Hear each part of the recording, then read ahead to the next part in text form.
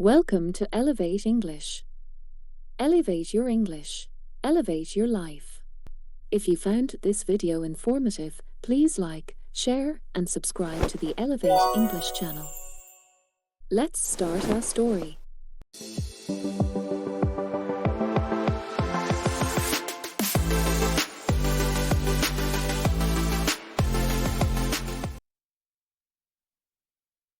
Beneath the midnight sky. In a remote Alaskan village, where the northern lights danced across the endless expanse of sky, the winters were long, and the nights stretched into eternity. This was the home of Kyer, a young woman whose days were spent carving intricate patterns into bone and wood, a tradition passed down through generations of her people. Her hands were deft, her artistry renowned, but her heart was burdened by a quiet loneliness she couldn't shake. Kyer's village was small, nestled between snowy peaks and frozen lakes. Most of its residents had grown up together, their lives intertwined by shared history and survival in such an unforgiving environment. But Kyer had always felt a step apart, drawn more to the wilderness than to the fireside gossip or community feasts. One evening, as she sat alone in her workshop, a distant sound caught her attention. It was faint at first, like the whisper of the wind, but it grew louder, a melody, haunting and unfamiliar.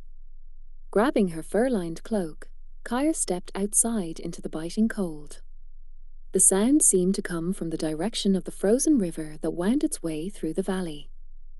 She followed the music, her breath fogging in the frigid air, until she saw him, a lone figure sitting on the ice, playing a violin. His movements were fluid, his bow dancing across the strings to create a tune that seemed both sorrowful and otherworldly. "Beautiful, isn't it?" the man said without turning, as though he had sensed her presence. Kyer hesitated. "It is. But you shouldn't be out here alone. The ice can be dangerous." The man rose and turned to face her, his face pale against the dark backdrop of the forest. His features were sharp, his dark eyes intense.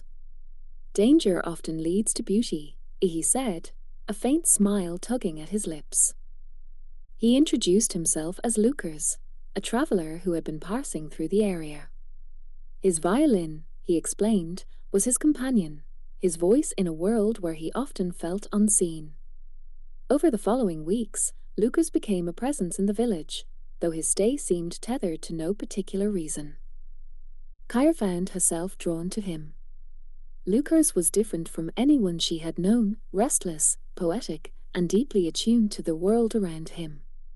They began spending evenings together, Lucas playing his violin under the aurora, while Kyer shared stories of her ancestors, their legends of the spirits said to inhabit the land. "You hear the spirits in your music," Kyer said one night, her eyes fixed on the light swirling above them.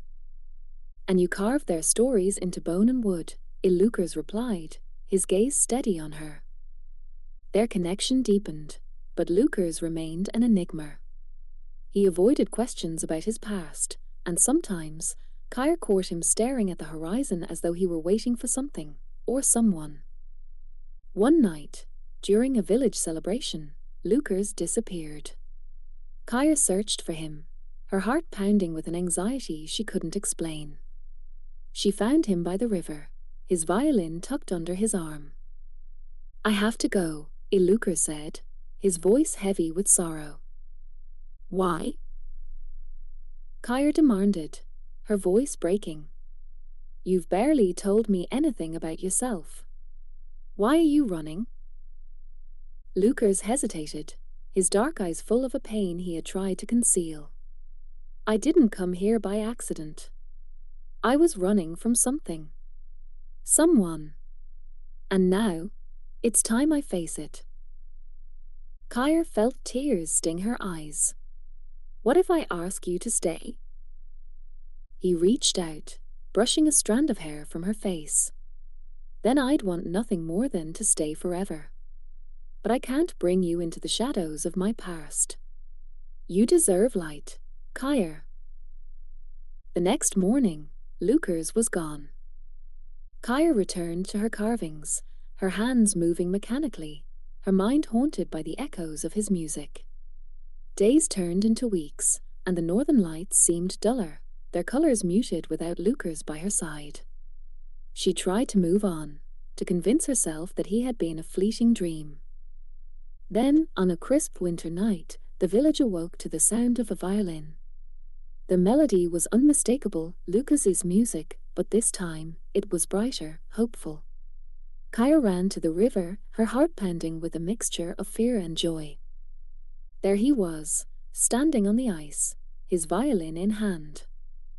"You came back," as she whispered, tears streaming down her face.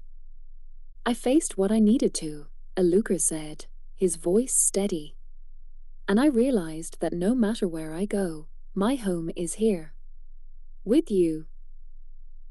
Kaya stepped closer, her hands trembling as she reached for him. "You're staying?" Lucas nodded, his eyes never leaving hers. "If you'll have me."